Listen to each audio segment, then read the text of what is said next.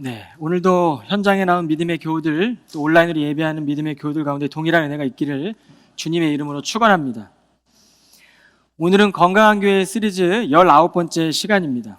예수께서 보이신 하나님 나라라는 제목으로 말씀을 전하겠습니다.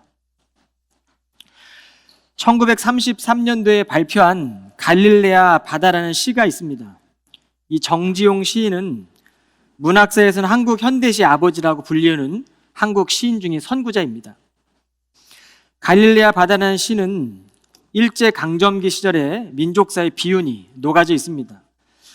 갈릴레아는 라틴어식 발음이고 갈릴리는 영어식 표현입니다. 그는 식민지로 살아가는 민족적 비애를 이 갈릴리, 일어난 파도에 비유하며 시를 썼습니다. 시의 일부분을 한번 제가 읽겠습니다. 나의 가슴은 조그만 갈릴레아 바다, 때없이 설레는 파도는 아름다운 풍경을 이룰 수 없도다. 다만 주를 깨움으로 그들의 믿음은 복되도다. 도폭은 다시 펴고 키는 방향을 찾았도다. 오늘도 나의 조그만 갈릴레아에서 주는 짐짓 잠자신 줄을 바람과 바다가 잠잠한 후에 나의 탄식은 깨달았도다. 오늘 본문에 보면 배에 오른 채 모여든 무리들에게 하나님의 비유를 가르쳐 주신 후 제자들과 함께 배를 타고 항해하는 장면입니다. 때는 하나님 나라의 비유를 가르치신 그날 저녁 무렵이었습니다. 예수님은 제자들에게 많은 무리들을 피해서 요단강 건너편으로 가자고 하십니다. 그런데 여전히 일부 사람들은 예수님과 제자들이 함께 가는 배를 따라서 자신들의 배를 끌고 따라갑니다. 주님은 하나님 나라의 말씀을 가르치며 또 저녁에 대해서 지쳐 있었는지 피곤한 몸을 충전하시기 위해 배 고물에서 주무시고 계셨습니다. 마가는 갑자기 강한 바람이 불어와 물이 배를 덮쳤고 배 안으로 물이 들어오게 되는 절박한 상황을 기록하고 있습니다. 죽음의 엽을 느낀 제자들은 예수님을 깨우며 우리가 죽게 되었는데 왜 자신들을 돌보지 않느냐고 예수님께 나아와 원망합니다. 여러분, 마가는 왜 예수님께서 하나님 나라의 비유를 가르친 그날 낮과 또 그날 저녁에 풍랑을 만나서 두려움을 느끼는 제자들의 모습을 기록했을까요? 하나님 나라의 삶을 살기 위한 필수 요소는 바로 믿음입니다. 첫째로 믿음은 혼자가 아님을 깨닫는 것입니다. 풍랑을 만난 배 안에 주님이 함께 계셨습니다. 제자들이 만일 적당한 풍랑을 만났다면 자신들의 경험을 의지한 채 직업이 어부였던 제자들은 자신의 힘과 능력으로 배를 움직이려고 했을 것입니다. 그런데 광풍이 배를 덮쳤고 죽음의 공포를 느끼는 순간 비로소 제자들은 주님을 찾아갑니다. 믿음은 주님께 나아가는 것입니다. 하나님의 나라를 배웠다고 실제가 되는 것이 아니죠. 성경의 말씀을 다 암송했다고 해서 우리가 하나님 나라를 통달하는 것도 아닙니다. 고난의 시간을 통과하는 사람들을 보면 믿음이 성숙해져 갑니다. 믿음은 하나님의 뜻을 주님과 함께 이뤄가는 전 과정으로 보아야 될 것입니다. 우리는 인생의 예기치 않은 일들을 만나서 믿음의 눈을 뜨게 되지 않습니까? 믿음의 눈을 뜨고 보면 주님이 함께하고 계심을 선명하게 깨닫게 됩니다. 현재 겪고 있는 일들이 인생의 풍랑이라고 느껴진다면 여러분, 고단해도 하나님의 시간 안에서 인내하고 성실함으로 주님의 믿음을 구해보시기를 바랍니다. 모세가 80세의 민족의 지도자로 세워지기까지 그는 40년이라는 시간을 공주의 아들로 보냈습니다. 하나님이 모세를 준비하는 기간으로 볼 수 있죠. 이후 40년의 광야 생활을 보낸 동안 그는 철저하게 광야의 길을 인도해야 될 지도자로 훈련을 받았습니다. 하나님은 모세의 인생의 전 과정을 지켜보고 계셨습니다. 그의 나이 80세 때에 하나님께서는 떨기나무 불꽃 가운데 임하셨고 모세를 부르십니다. 그때 모세는 왕자로 살아가다가 광야에서 살아가는 자신의 모습이 초라하기도 했고 나그네와 같은 자신의 삶을 보며 마음에는 끊임없는 파도가 일어나고 있었습니다. 그의 첫째 아들 이름이 게르솜인데 이 게르솜이라는 아들의 이름을 보면 내가 이방에서 나그네가 되었다라는 뜻입니다. 모세가 광야에서 나그네로 살며 자신의 무능함을 철저하게 절감하고 자신의 인생의 초라함을 느끼고 있었음을 우리는 그 아들의 이름에서 보게 됩니다. 부르시면 하나님께서 우리의 인생에 찾아오시는 은혜의 사건이죠. 모세가 하나님 앞에 설 때의 그는 그가 지금껏 신어왔던 발의 신을 벗어야 했습니다.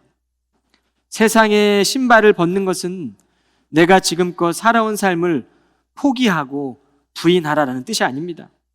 너를 위해 걸어온 이력들을 이제는 하나님 나라를 위한 일로 사용해주면 않겠니라는 하나님의 부르심입니다.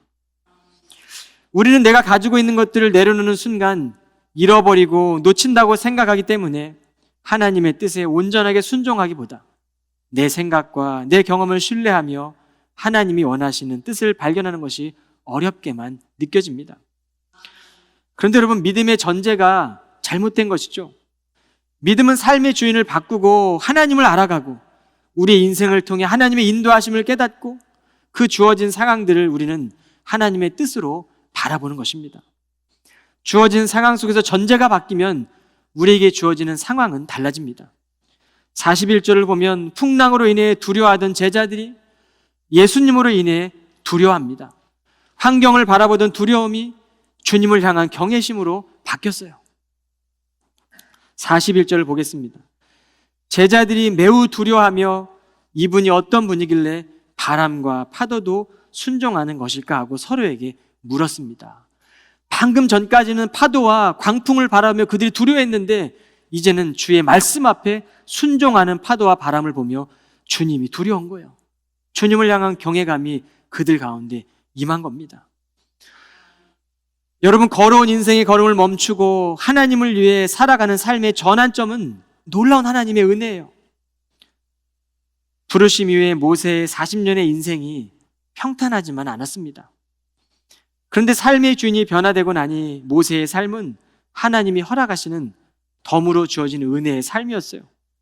이스라엘 백성들이 하나님의 형상을 만들고 금송아지를 숭배했을 때 모세는 하나님께 긍휼하심을 구하며 간청합니다. 이 모세의 간청을 보면 우리는 하나님과 우리 사이에 중보자가 되시는 예수님의 모습을 떠올리게 돼요. 출애굽기 32장 31절과 32절입니다. 모세가 주께로 가서 여쭈었다. 주여, 이 백성이 엄청난 죄를 지었습니다. 그들이 금으로 신상을 만들었습니다. 하지만 저들의 죄를 용서해 주소서. 만일 주께서 저들을 용서하실 수 없다면 주께서 기록하신 책에서 차라리 제 이름을 지워 주십시오. 그리스도의 모습을 예표하는 하나님의 말씀 아니겠습니까? 주님은 우리의 영혼이 영생에 이르게 되는 길이 되셨습니다. 대부분의 사람들은 예수께서 죽으시고 부활하셔서 우리 인생의 길과 진리가 되셨다는 이 사실에 관심을 두지 않습니다. 관심을 갖기에는 너무나 분주한 삶을 살아가고 있습니다. 그런데 오늘 마가는 오늘 이 4장의 말씀 가운데 초반에는 씨 뿌리는 자의 비유를 통해 하나님의 나라를 약속하시고 가르치는 설교를 통해 우리 가운데 말씀하셨고, 또 지금은 풍랑을 만나고 요단강에서 푸는 이 풍랑 통해서 하나님의 나라를 가르쳐주고 계십니다. 바람과 또 바다를 잔잔하게 하시는 예수님과 두려워하는 제자들을 대조하며 기록하며 하나님 나라의 실제는 예수께서 하나님의 아들이심을 믿는 것임을 나타냅니다. 성경은 아브라함과 이삭과 야곱의 하나님께서 예수 그리스도를 통해 그 약속을 성취하셨다라고 말씀하고 계세요. 그러므로 하나님의 나라를 성취하고 계시는 분을 믿으라는 겁니다. 하나님의 나라를 성취하셨고 그 나라를 향해 우리는 그날 그때 하나님 완성을 향해 나아가는 백성들이잖아요. 그러므로 우리 믿음의 여정 가운데 인생의 풍랑이 올 때마다 결국은 우리는 하나님 앞에 철저하게 내려놓는 것밖에 없습니다. 하나님은 지금도 하나님의 역사를, 하나님의 나라를 한치의 오차도 없이 진행시켜 나가고 계십니다. 둘째로 믿음은 주님을 기다리는 것입니다. 기독교 영성가인 헨리 나우에는 그의 인생의 마지막 인생의 한 바퀴를 돌 때에 이 안식의 여정이라는 책을 썼는데, 그 책에 보면 책에서 서커스 고개사 친구의 말을 소개하고 있어요. 그네 고개에서 뛰는 사람과 이 서커스에서 잡는 사람 사이에는 꼭 지켜야 될 원칙이 있답니다. 뛰는 사람이 원을 그리며 공중으로 뛰어 올랐어요. 그 이후부터는 가만히 있으면서 잡는 사람이 자신의 손을 붙잡아 주기를 기다려야 한다고 말합니다. 뛰는 사람이 절대로 잡는 사람을 붙잡으려고 해서는 안 된다는 겁니다. 그렇게 안 될 경우에는 고개를 하다가 떨어지게 된다는 거예요. 여러분, 믿음은요, 우리가 때로는 믿음의 시련을 겪고 우리가 우리 인생의 벼랑 끝에 있을지라도 우리는 믿음을 붙들어 주시는, 우리를 붙들어 주시는 하나님의 손을 기다리는 것, 이것이 바로 믿음입니다. 하나님 안에서 기다림은 꼭 필요한 시간이죠. 내 시간과 하나님의 시간이 다르고 내 뜻과 하나님의 뜻이 다르기 때문입니다. 우리의 기도대로 이루어지지 않아서 나의 계획이 멈춘 듯 느껴지더라도 말씀에 순종하는 법을 믿음을 통해 배워가고 주님의 선하신 뜻을 믿으며 더딘 시간 속에서도 하나님을 만나게 되는 기회로 삼으시기를 주님의 이름으로 축원합니다. 시편 37편 7절에 보면 잠잠히 인내하면서 여호와를 기다리십시오라고 말씀합니다. 아브라함은 75세에 하나님의 약속을 받았고 무려 24년을 기다렸어요. 모세는 광야의 40년 세월을 40년이나 이 긴 세월을 통해 기다렸습니다. 요셉은 17세에 하나님의 꿈을 꾸었고 13년이라는 세월을 기다림으로 애굽의 총리가 됩니다. 여러분, 하나님은 요셉을 애굽의 총리로 세우시기에 먼저 요셉을 가게 하셨고 그를 통해 요셉의 형제들과 민족들을 구원하도록 하셨습니다. 요셉의 인생을 통해 보면 고난이 있었지만 그 고난 가운데 형통케 하셨고 형들이 그를 헤아려 했던 일들까지도 선으로 바꾸시며 구원의 일을 성취하셨어요. 여러분, 제자들을 보면 예수님이 떠나셨음에도 불구하고 예루살렘을 떠나지 않고 기다림 끝에 이 성령의 임재 가운데 하나님의 나라를 경험하지 않습니까? 끝까지 기다린 이들에게 성령이 임하게 됩니다. 우리는 인생을 살며 내 뜻대로 되지 않고 또 내 마음대로 되지 않으면 조바심을 내고 내 힘으로 해결해 보려고 합니다. 풍랑을 만난 제자들도 자신의 힘으로 안 되는 것을 느꼈고 그 일을 만나게 되니까 주님께 따지듯이 이런 상황에 잠이나 자고 있느냐고 주님을 깨웠던 것 같아요. 말씀해 보면 선생님, 우리가 죽게 되었는데 돌보지 않으십니까? 라고 예수님을 깨웁니다. 그런데 주님은요, 오히려 믿음 없이 불안과 공포에 떠는 제자들을 꾸짖었어요. 인정사정 없어 보입니다. 그런데 이 꾸짖음 안에 있는 주님의 마음을 느낄 때 우리는 믿음이 들어오는 거예요. 주님은 제자들이 배가 침몰하지 않을 거란 믿음을 갖길 원하시지 않았겠어요? 주님이 있던 그 배가 침몰하지 않기를 믿는 그 믿음이 제자들에게 있기를 바라셨던 것이죠. 성도는요, 그리스도 안에 거할 때 절대로 침몰하지 않습니다. 하나님의 나라의 평안과 영원한 생명을 얻게 될 것입니다. 우리가 성령의 경험만으로는 하나님의 나라가 완성되는 것은 아니에요.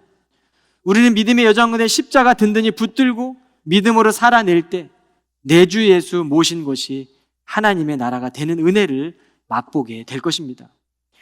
바울은요, 종말의 날에 몸의 구속이 이루어질 것을 기대하며 기다리라고 말씀하셨어요. 로마서 8장 말씀을 한번 보시겠습니다.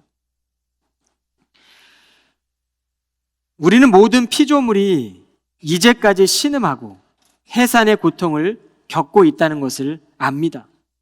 피조물만이 아니라 성령의 첫 열매를 받은 우리들, 성도들, 그리스도를 믿는 백성들이 자신도 속으로 신음하며 우리가 하나님의 자녀가 되는 것과 우리 몸이 구속될 것을 간절히 기다리고 있습니다.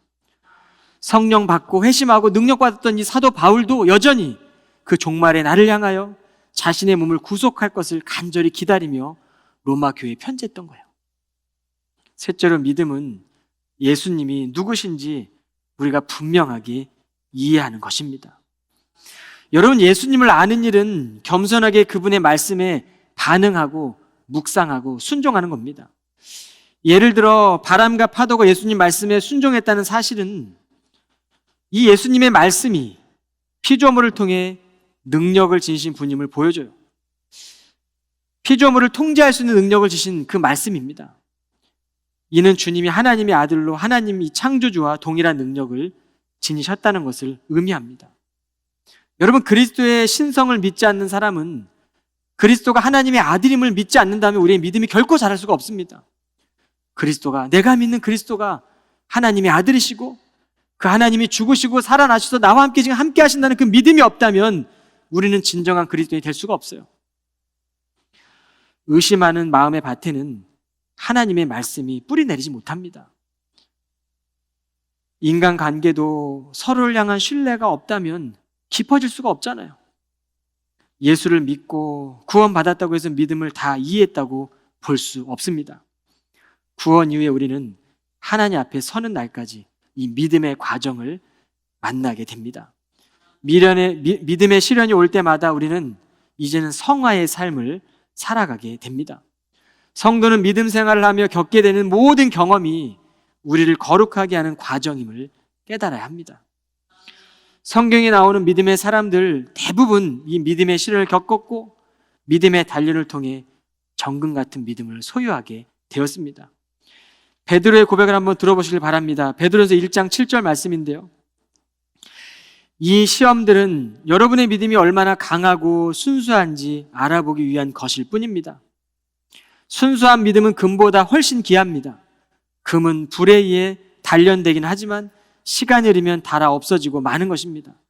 하지만 여러분의 순수한 믿음은 예수 그리스도께서 다시 오실 그날에 칭찬과 영광과 존귀를 가져다 줄 것입니다. 제자들을 꾸짖는 예수님의 그 모습, 그 꾸짖음 안에는 사랑하는 자녀들, 사랑하는 성도들, 지금도 오늘 예배에 나와 하나님 말씀 붙들고 살아가기를 결단하는 우리의 성도들, 주님 없이 나는 살 수 없습니다. 주님, 저는 주님의 자녀입니다라고 고백하고 믿고 따르는 자녀들이 우리가 살아가는 일상과 세상 가운데 때론 고난과 풍랑을 만난 그 일터에서 우리가 잘 살아가기를 바라는 부모의 마음이 느껴져야 돼요.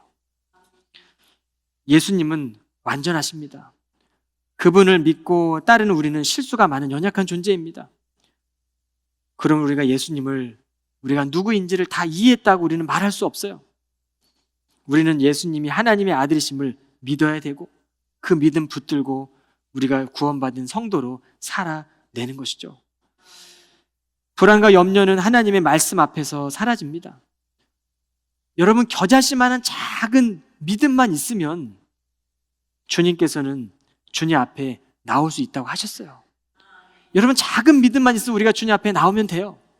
그 믿음이 있을 때 우리는 주님 앞에 하나님께서 허락하시는 하나님의 나라를 경험하는 거예요.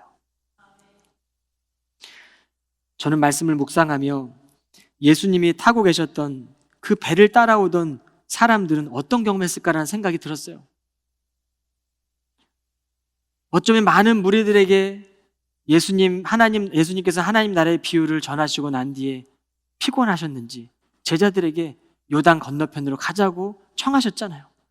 그 예수님의 청함을 듣고 제자들은 그렇게 따라서 갔는데 끝까지 그 배를 따라오는 배들이 있었어요. 오늘 성경을 보니까. 그 배들에 있던 사람들은 어떤 생각을 했을까? 여러분, 주님이 계신 배를 따라만 가도 하나님의 나라가 어떤 것인지 그 실제를 경험하지 않았겠어요? 따라오다 그들도 강풍을 만났을 겁니다. 따라오던 그들 배도 풍랑을 만나 아마 죽을 고비를 느꼈을 거예요. 그런데 예수님의 말씀으로 이 갈릴리 바다가 잠잠해지는 사건을 경험한 거예요. 하나님 나라의 비유의 말씀을 듣고 그 육지에서 돌아갔던 사람들은 그 비유 말씀을 들었지만 깨닫지 못했어요. 그리고 하나님 나라의 경험도 하지 못했습니다. 그런데 끝까지 따라왔던 제자들, 또 배에 탔던 많은 사람들은 광풍 속에서 갈릴리 바다가 잠잠해지는 하나님의 나라를 경험한 거죠. 믿음은요, 하나님의 약속을 믿고 그 말씀을 온전히 신뢰하며 따라가는 거예요. 갈릴리 바다는 우리들의 믿음의 여정을 그대로 그려주고 있지 않습니까? 갈릴리 바다에서 예수님은 베드로, 안드레, 야고보, 요한을 부르셨어요. 그 주님 우리도 부르셨습니다. 그리고 오늘도 부르고 계세요. 우리는 갈릴리 바다의 풍랑처럼 삶을 살아가다 보면 예상치 못한 일들을 만나게 됩니다. 내 뜻대로 되어지지 않는 것도 만나게 돼요. 벼랑 끝에 서 있는 것 같은 그런 풍랑을 만나기도 합니다. 그런데 여러분이 갈릴리 바다의 풍랑처럼 삶 속에서 예상치 못한 일들을 만날 수 있지만 믿음의 성도는 바람과 파도를 잠잠하게 하시는 예수 그리스도께 우리의 인생을 맡기는 거예요. 풍랑 속에서 두려움에 떨고 있는 제자들의 모습이 우리의 모습 아닙니까? 사랑하는 여러분, 어떠한 시련이 와도 주님과 함께하는 성도는 결코 침몰하지 않습니다. 영원한 생명을 품고 그리스도를 믿는 이 복음이 전부잖아요. 복음이 없다면 짧은 인생을 살아가는 믿음의 성도들에게 우리가 어떻게 위로할 수 있겠습니까? 복음이 전부가 아니라면 지금도 인생의 험난한 문제와 풍랑을 만났는데 그 믿음을 어떻게 우리가 분석하고 평가할 수 있겠습니까? 그러나 그들에게 복음이 있는 거예요. 그 약함과 시련은 주님의 강함을 드러내는 약이 되는 겁니다. 그리고 우리가 약할 때 주님은 강하게 되시는 거예요. 그리스도의 성도는 우리 약함을 자랑해야 돼요. 그리스도의 성도는 우리의 부족함을 자랑해야 됩니다. 그때 교회는 주님의 나라가 임하는 거예요. 하나님의 나라는 말에 있지 않습니다. 하나님의 나라는 실제적인 경험에 있고 능력이 있습니다. 예수님은 하나님 나라의 비유를 전하실 때 마가복음 4장 9절 23절에 보면 들을 귀가 있는 사람은 알아들어라. 들을 귀가 있는 사람은 알아들어 2번이나 반복하며 말씀해요. 그리고 너희 마음에 새겨 들어야 한다라고 말씀하세요. 많은 사람들은 하나님 나라의 가르침을 들었어요. 제자들도 예수님께서 하시는 씨 뿌리는 비유를 통한 하나님 나라의 비유를 들었습니다. 그런데 그들은 이 예수님의 말씀을 진지하게 대하지 않았어요. 예수님께서는 말씀을 믿지 않으면 하나님 나라를 깨닫지 못한다고 가르쳐 주셨어요. 그리고 요단강 건너편으로 건너가며 이 풍랑이 일어날 때 풍랑 속에서 제자들은 하나님 나라의 능력이 무엇인지 그 실제를 제대로 이해하게 됩니다. 여러분, 예수님을 아는 것이 능력의 원천이잖아요. 제자들은 비유로 말씀하신 하나님의 나라를 실제로 경험하게 된 것이죠. 예수님께서는 지금도 우리에게 묻습니다. 아직도 믿음이 없느냐라고 물으세요. 여러분, 작은 믿음만 있으면 돼요. 풍랑을 만나고 믿음의 시련이 와도 그 겨자씨만한 작은 믿음만 있다면 우리는 두려움을 이기고 주님께서는 인생의 파도를 잠잠하게 해 주십니다. 인생의 광풍이 우리의 감정을 출렁이게 할 때마다, 감정의 파도 속에서 우리의 마음이 휘몰아칠 때마다 하나님의 평안을 누리시기를 주님의 이름으로 축원합니다. 여러분, 지금도 하나님의 나라는 가까이 오고 있어요. 줄기차게 다가오고 있습니다. 그 가까이 오는 하나님의 나라를 세상 속에서, 일상 속에서, 가정에서 우리를 부르신 그 자리에서 증명해내는 성도들이 다 되시기를 주님의 이름으로 축원합니다. 기도하겠습니다. 갈라진 땅에 생명의 빗줄기가 내리면 새싹이 피어나듯이 불완전한 우리의 믿음에 겨자씨만한 믿음이 있을 때 하늘의 문을 여시고 은혜의 빗줄기를 내려주시는 주님을 믿게 하여 주옵소서.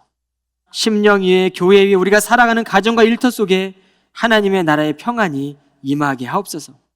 현재의 시간에 풍랑을 만난 듯 두려움과 불안함이 엄습한다면 처음 주셨던 우리의 믿음이 더욱 성장해야 함을 알게 하시고 주님의 뜻을 기다리며 말씀 붙들며 순종하는 성도들이 다 되게 하여 주옵소서.